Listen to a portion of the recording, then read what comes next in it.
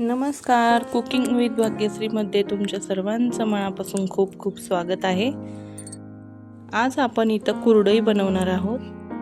तर इथे आपण अजिबात गहू न भिजवता, गव्हाचा चीक न काढता गव्हाचीच कुरडई बनवणार आहोत, अगदी सोप्या पद्धतीने.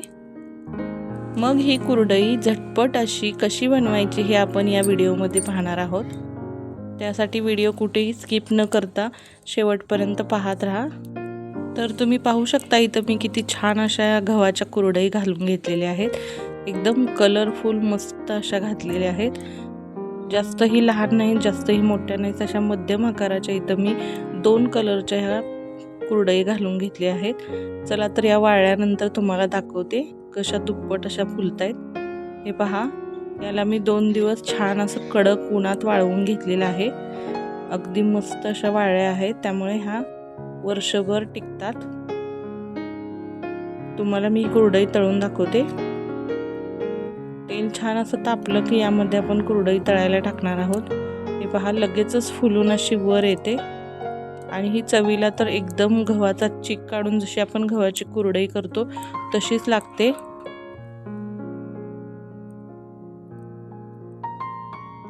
तेलात टाकताच लगेच फुलून अशी कशी दुप्पट होते पहा. खूप छान अशी ही कुरडई आहे. यासाठी ना आपल्याला गहू भिजवायचा आहे किंवा गव्हाचा चीक काढायचा आहे किंवा काहीही त्रास न घेता ही कुरडई आपण बनवलेली आहे. अगदी सोप्या पद्धतीने बनवलेली आहे, त्यामुळे तुम्ही देखील अशा पद्धतीने या कुरडई बनवू शकता. चला तर मग लगेचच रेसिपीला सुरुवात करूया. या कुरडई कशा बनवायच्या ते सांगते तुम्हाला. तर आपली जी रोजची गव्हाच्या पिठाची कणिक असते ती घ्यायची आहे. कणिक आपल्याला मोजून घ्यायची गरज नाही, कारण पुढे जाऊन आपण याचा चीक जो बनवणार आहोत तो मोजून घ्यायचा आहे. त्यामुळे आपण जशी चपातीला पीठ मळतो तशा पद्धतीने इथे कणिक मळून घ्यायची आहे. जास्तही घट्ट नाही आणि जास्तही पातळ नाही, अशी सैलसर आपल्याला इथं अशा पद्धतीने कणिक मळून घ्यायची आहे.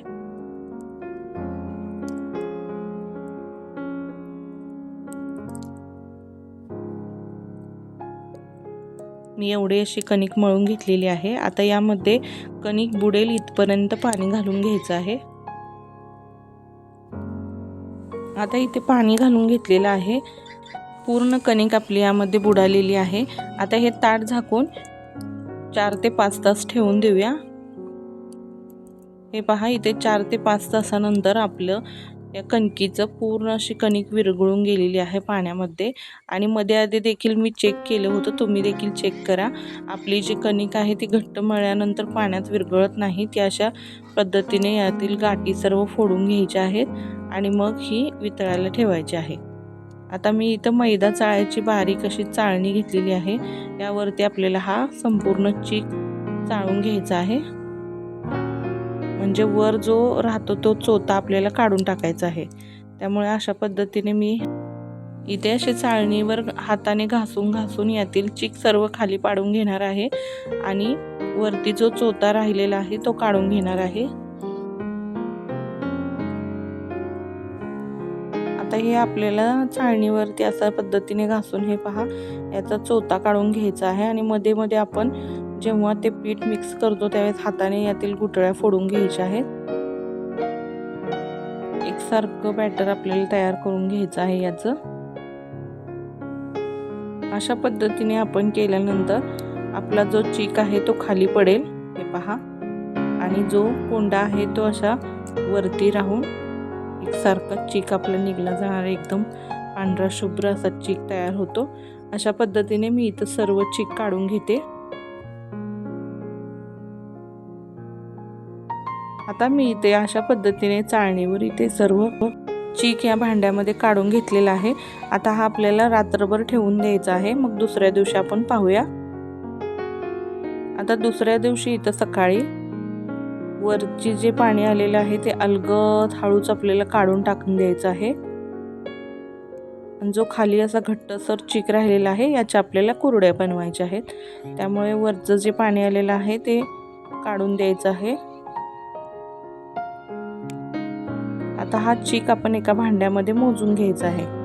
एक पातेलं घेतलेलं आहे मी इथे त्यामध्ये हा चीक मोजला तर बरोबर एक पातेलच एवढा झालेला आहे। आता त्याच पातेल्याने आपल्याला पाणी घ्यायचं आहे। एका मोठ्या पातेल्यामध्ये ते पाणी मी ओतून घेते। प्रमाण सांगते तुम्हाला, ज्या भांड्याने आपण चीक मोजून घेतला त्याच भांड्याने आपल्याला पाणी घ्यायचं आहे। पाणी छान असं उकळू द्यायचं आहे आणि यातील थोडंसं ग्लास भरून पाणी मी बाजूला काढून ठेवलं आहे, जेणेकरून आपलं हे मिश्रण पातळ होणार नाही। आता यामध्ये मीठ घालून घेतलं आणि लाटण्याच्या साहाय्याने मी असं उकळलेल्या पाण्यामध्ये हा चीक वैरणार आहे। अशा लाटण्याच्या पद्धतीने आपण केला म्हणजे यामध्ये गुठळ्या होणार नाहीत। अगदी कुरड्याला पीठ आपण वैरतो तशा पद्धतीने इथं वैरून घ्यायचं आहे। हे पहा, लाटण्याने अशा पद्धतीने वैरून घ्यायचा चीक। आणि इथं मी थोडासा गॅस कमी केलेला आहे आता, आणि हे पूर्णपणे असे लाटण्याने मिक्स करून घ्यायचे, म्हणजे यामध्ये गाठी तयार होत नाहीत। पीठ पूर्ण शिजेपर्यंत आपल्याला हे अशा पद्धतीने ढवळत राहायचं आहे। एकसारखं इथं आपण लाटण्याने फिरवून घेत आहे। घट्टसर यायला लागलेलं आहे, हे शिजत आलं म्हणजे एकदम असं घट्टसर दाटसर येतं।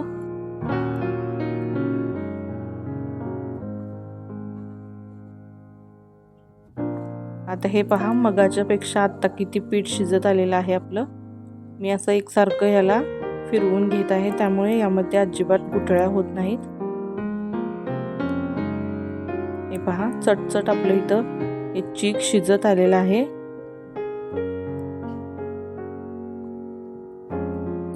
आता इथे गहू भिजवून जशा प्रकारे आपण गव्हाचा चीक काढतो तशाच प्रकारचा असा हा चीक तयार होतो।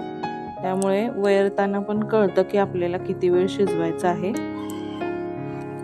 आता कमी गॅस ठेवून मी एक 10 मिनिटं हे पीठ शिजवून घेतलेलं आहे। हे पहा, अगदी छान असं इथं आपलं शिजून झालेलं आहे।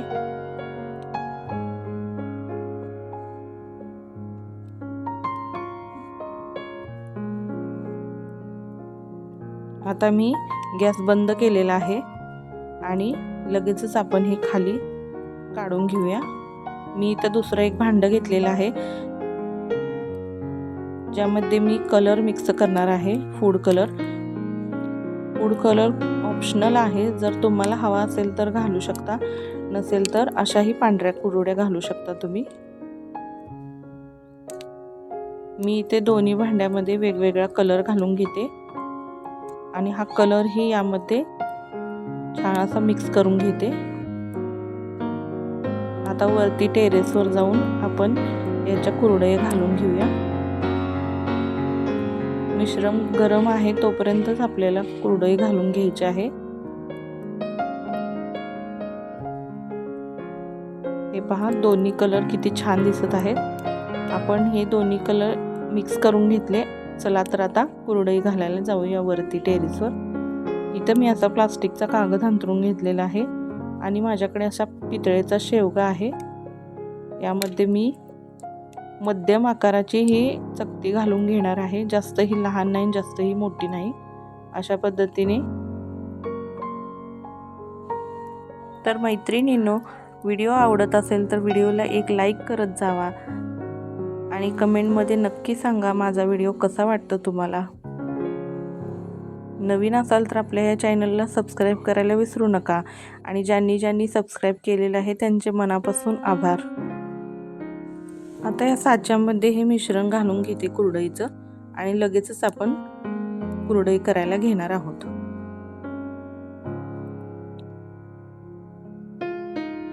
हे पहा, किती छान अशी इथं आपली कुरडई पडत आहे।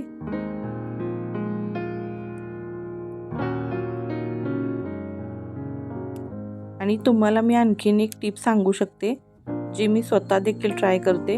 हे मिश्रण थोडंसं पातळ झाल्यासारखं जर वाटलं तुम्हाला तर यामध्ये थोडासा बारीक रवा घालून तो एक 5-10 मिनिटं शिजवून घ्या। यामुळे मिश्रण आहे असं घट्ट येतं। जसं आपण रव्याच्या कुरडई बनवतो तशाच गव्हाच्या देखील या मिश्रणामध्ये थोडासा, अगदी वाटीभर जेवढं तुमचं प्रमाण आहे तेवढं तुम्ही थोडासा रवा घालू शकता, जेणेकरून तुमचं मिश्रण हे घट्टसर होऊन कुरडई अगदी छान होतील।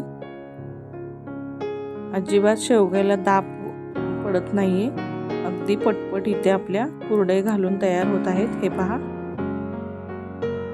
तर मैत्रिणींनो, ज्या मैत्रिणी जॉब करत असतील, ज्यांना भरपूर अशी कामे असतील, त्यांच्यासाठी हा व्हिडिओ अगदी सोपा साधा आहे.